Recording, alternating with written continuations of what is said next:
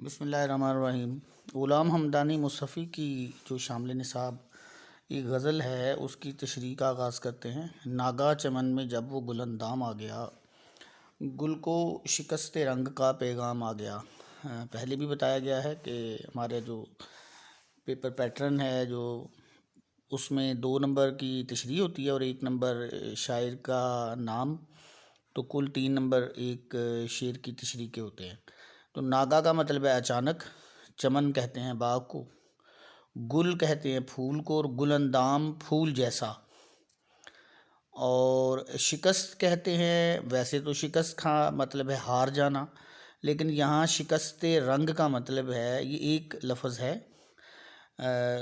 اور اس کا مطلب ہے رنگ پھیکا پڑ جانا، اڑ جانا۔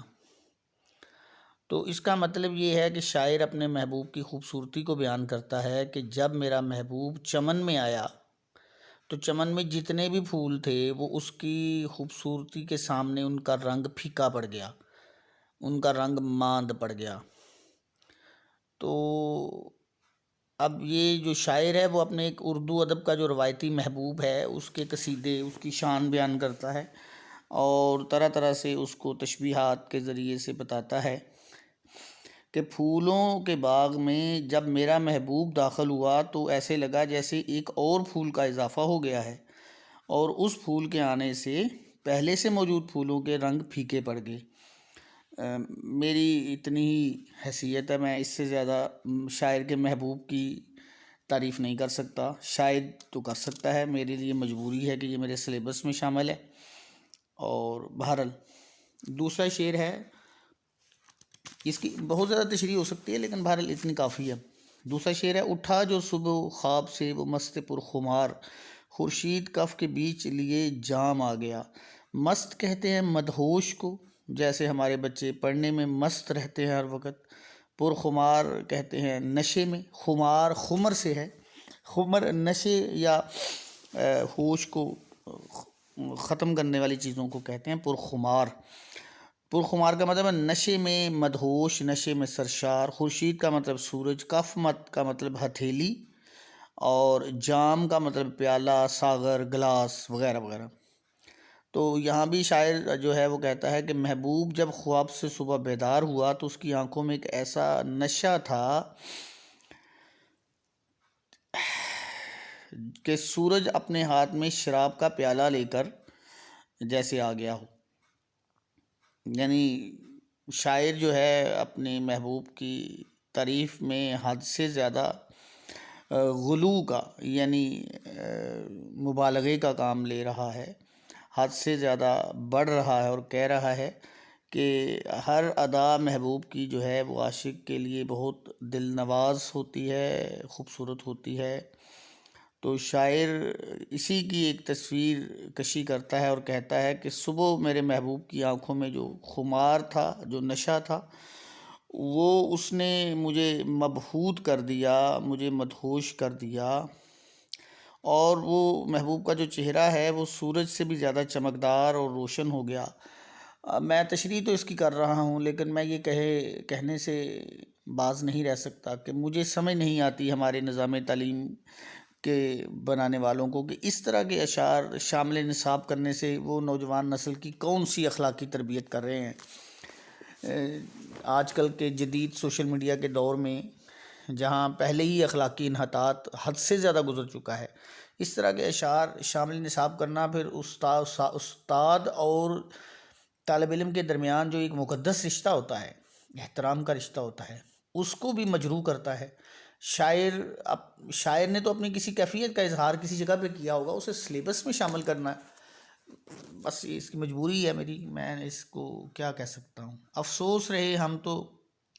کہ ہم تو رہے مست خواب صبح، اور آفتاب عمر لب بام آ گیا۔ یہ ایک اچھا شعر ہے۔ جیسا کہ آپ کو معلوم ہے کہ غزل کا ہر شعر جو ہوتا ہے وہ علیحدہ عنوان رکھتا ہے، علیحدہ موضوع رکھتا ہے۔ تو یہاں اس شعر میں جو بیان کی گئی ہے حقیقت وہ ہے کہ شاعر کہتا ہے کہ میں تو مست رہا، مدہوش رہا، ساری رات سویا رہا، اور صبح کے وقت کا میں نے خیال نہیں کیا کہ کبھی صبح بھی طلوع ہوگی، اور زندگی کا سورج جو ہے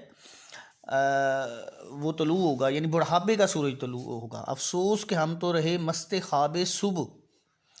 شاعر کہتا ہے کہ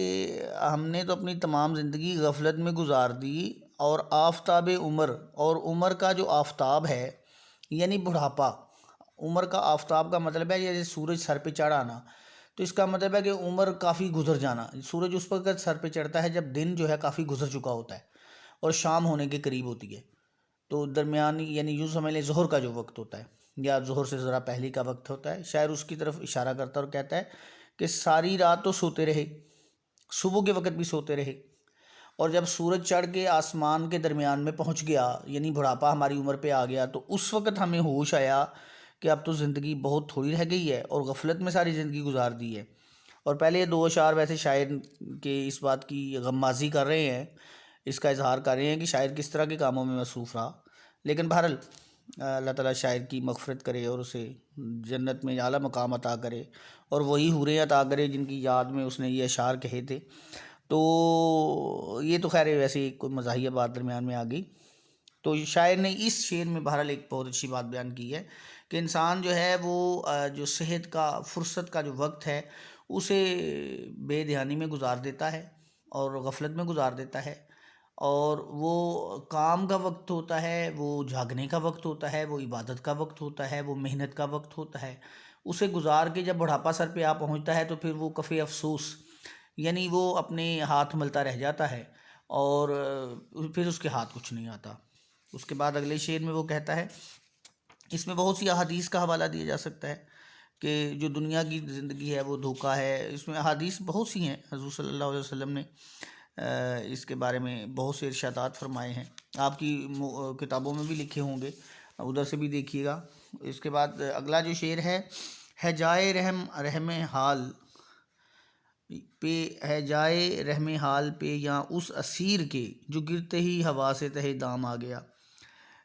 یہ جائے رحم کا مطلب ہے جائے جگہ کو کہتے ہیں، رحم یعنی رحم کی جگہ ہے، حال کا مطلب ہے کسی کا حال، اور یہاں جو اس کا مطلب ہے یہاں، اور اسیر کا مطلب ہے قیدی،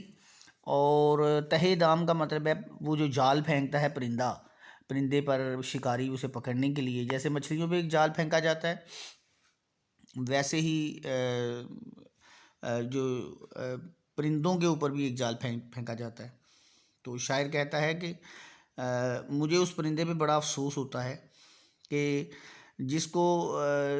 اڑایا جائے ہوا میں اور وہ اڑتے ہی کسی شکاری کے جال میں جا پھنسے، یعنی دوسرے لفظوں میں آپ یوں بھی سمجھ سکتے ہیں اس کو، پرندے کو تو اس نے استعارہ استعمال کیا ہے، علامت استعمال کی ہے، اور کہا یہ ہے کہ اس شخص پہ بڑا افسوس ہوتا ہے کہ جس کی زندگی کے آغاز میں ہی اس پر مشکلات اور مصیبتوں کے پہاڑ ٹوٹ پڑیں، اور اس کی جو زندگی ہے وہ پریشانیوں اور مصائب اور مشکلات اور امتحانات سے بھری ہوئی ہو، اور یہ اس کی طرف اشارہ کیا ہے شاعر نے کہ اس پرندے پہ بھی بڑا افسوس ہے اور اس انسان پہ بھی بڑا ترس آتا ہے، جس طرح پرندہ اڑتے ہی جال میں آ جاتا ہے اسی طرح انسان زندگی کے آغاز میں ہی مشکلات کا شکار ہو جائے جو۔ پھر اگلے شعر میں شاعر کہتا ہے، سمجھو خدا کے واسطے پیارے برا نہیں وہ دن اگر کسی کے کوئی کام آ گیا۔ یہ اچھے اشعار ہیں، پہلے دو اشعار کو اگر اس میں سے مائنس کر دیا جاتا، منفی کر دیا جاتا، تو یہ اگلی غزل کے اشعار بہت اچھے ہیں۔ سمجھو خدا کے واسطے پیارے برا نہیں، پھر وہ ایک طریقے سے یہ دبستان لکھنؤ کے ہیں جو ہمارے جو شاعر ہمدانی مصطفی ہیں، ان کے ہاں ایک خوبصورت انداز پایا جاتا ہے اپنی بات کو بیان کرنے کا۔ تو کہتے ہیں کہ اے میرے دوست، اے ایک اچھے انسان، کسی کو مخاطب کر کے کہتے ہیں کہ وہ دن بڑا خوبصورت ہوتا ہے جس دن اگر آپ کسی کے کوئی کام آ جاتے ہیں، کسی کا کوئی بھلا کر جاتے ہیں، آپ کی زندگی کا کوئی ایسا دن جس میں آپ نے کسی کے لیے کوئی نیکی کا کام کیا ہو، کسی کی پریشانی دور کی ہو، کسی کی مدد کی ہو، کسی کے کام آئے ہوں، وہ دن برا نہیں ہوتا، وہ بہت اچھا اور خوبصورت دن ہوتا ہے اور سب سے قیمتی دنوں میں اس کا شمار ہوتا ہے۔ اور اس کے مقطع میں کہتے ہیں، کارکتہ کب گیا تیرے کوچے سے مصحفی، گر صبح کو گیا وہیں پھر شام آ گیا۔ اور یہ بھی ایک بہت خوبصورت شعر ہے۔ قطع کا مطلب ہے رابطہ توڑ دینا، تعلق ختم کر دینا۔ کوچا میں نے آپ کو کلاسوں میں بتایا تھا، کو اور جو بتایا تھا میں نے آپ کو، پھر کو سے کوئے بنایا تھا اور جو سے جوئے بنایا تھا، تو یہاں کو کے ساتھ چے لگایا، تیرے کوچے سے مصحفی، کوچے کا مطلب ہے چھوٹا رستہ، چھوٹی گلی، اور گھر کا مطلب ہے اگرچہ، اور باقی بہت آسان شعر ہے کہ جو شاعر کہتا ہے کہ اے میرے محبوب، میں نے بارہا یہ چاہا کہ تیرے کوچے میں نہ آؤں، تیرے طرف رخ نہ کروں، لیکن میں اپنے اس ارادے پہ قائم نہیں رہ سکا، اور ہر بار جب میں نے یہ ارادہ کیا تو صبح کو تیرا کوچہ چھوڑا تو شام کو پھر وہیں آ ٹھہرا۔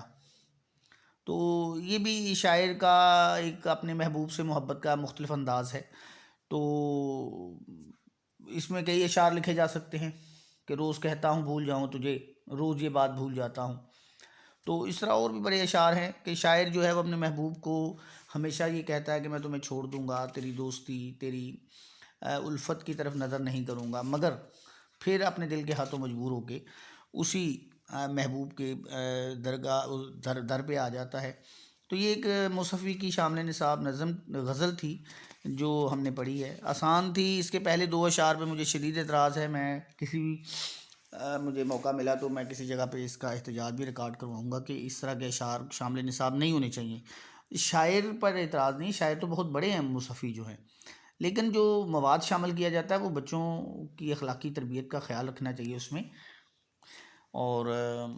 یہ بھی دیکھنا چاہیے کہ کس ایج گروپ کے بچے اس کو پڑھ رہے ہیں۔ تو یہ ہماری آج کی غزل تھی۔